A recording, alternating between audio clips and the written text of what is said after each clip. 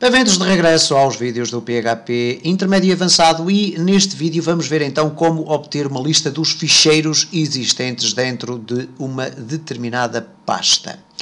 E para isso nós vamos utilizar um método designado por scandir, ok? Ora, como nós podemos ver aqui temos uma pasta no nosso htdocs, que é a pasta teste, e depois dentro dela temos três pastas, todas elas agora vazias. Eu vou colocar aqui um ficheiro na pasta 1 e vou simplesmente criar o ficheiro, não vou colocar lá qualquer espécie de, ok, vou chamar documento, e não vou lá colocar qualquer espécie de informação dentro, não é necessário. Ora, o que vai acontecer agora é o seguinte, reparem, eu vou tentar ir buscar os ficheiros que existem dentro da pasta 1. Então para isso eu vou fazer simplesmente o seguinte, vou utilizar o método scandir.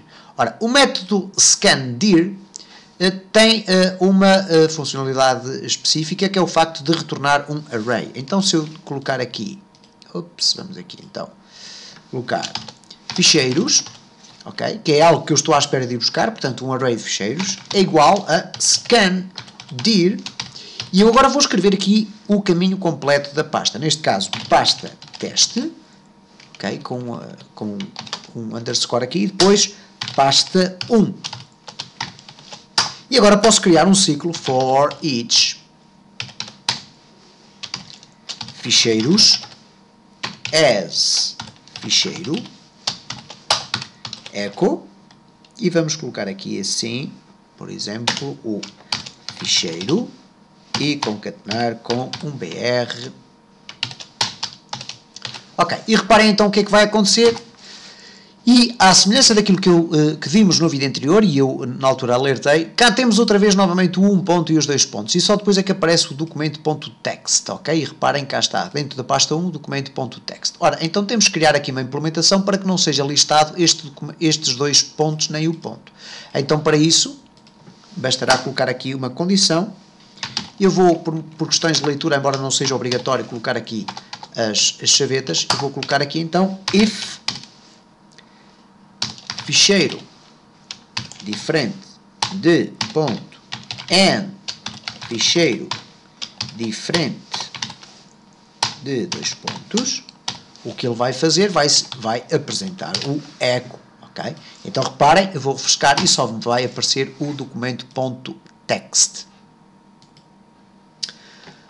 O aspecto que nós podemos, entretanto, aqui ver é o seguinte, eu vou aqui criar várias cópias deste documento, ok? Várias.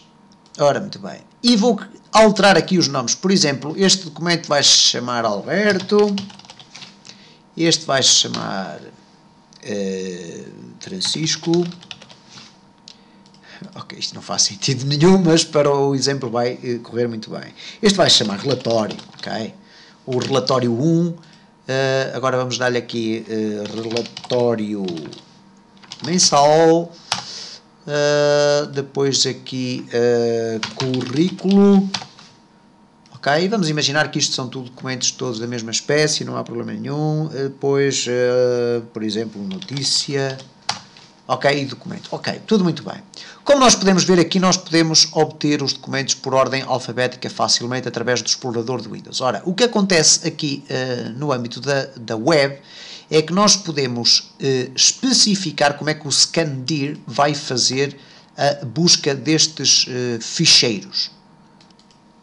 Ora, por defeito, se nós não definirmos nada aqui à frente, o scandir vai fazer a busca por ordem alfabética. Reparem, cá está Alberto, currículo, documento, Francisco, notícia, relatório e relatório mensal. Mas, no entanto, nós podemos definir aqui à frente aquilo que é designado pelo sorting order, ok? E o sorting order pode ser especificado da seguinte forma, utilizando umas constantes que nós temos aqui, que é o scandir sort descending. Descending.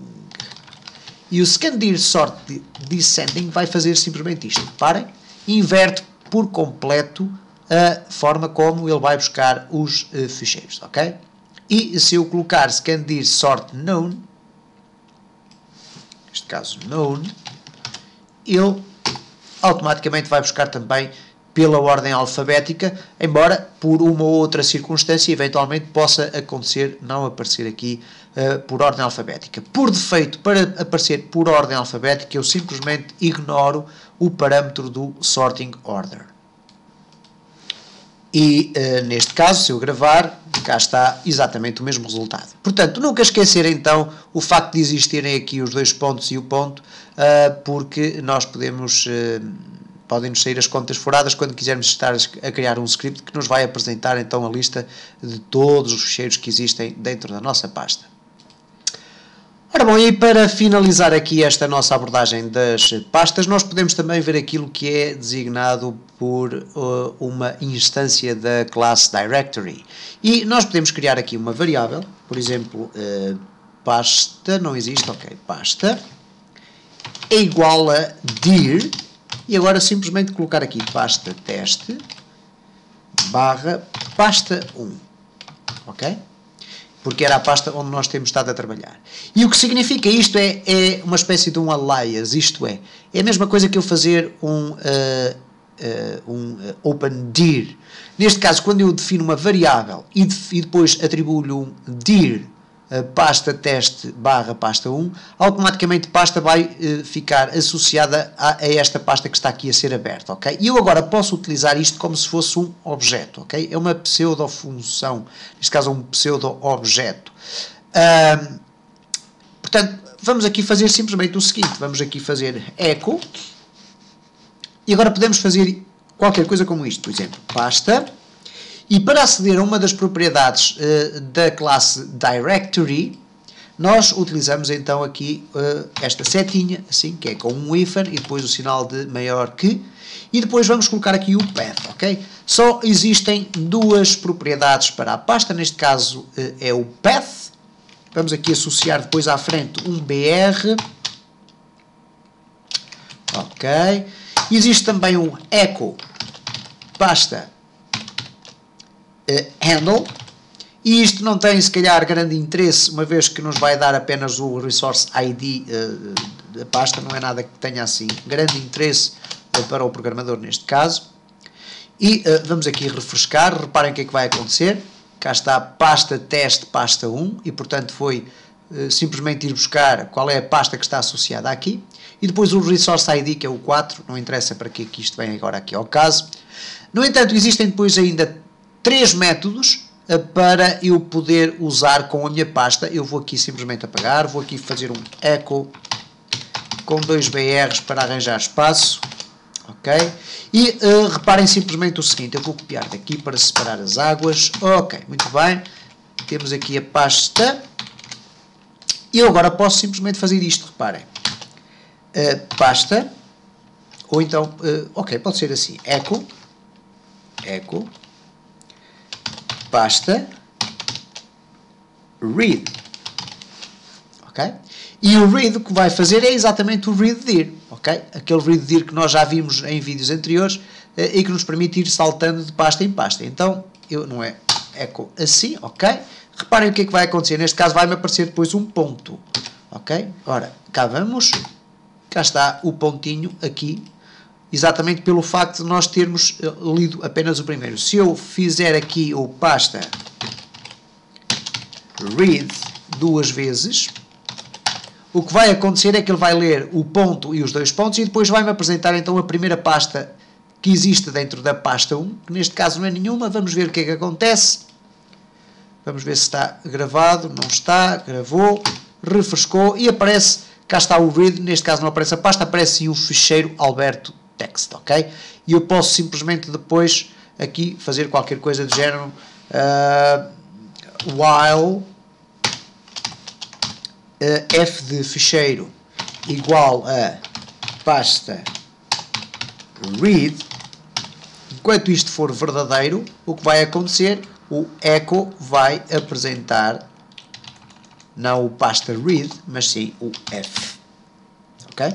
E já temos aqui assegurado que os 2 pontinhos são carregados, portanto o ponto e os 2 pontos são carregados e só depois a partir daí é feita a listagem. E vamos então aqui ver o que é que acontece.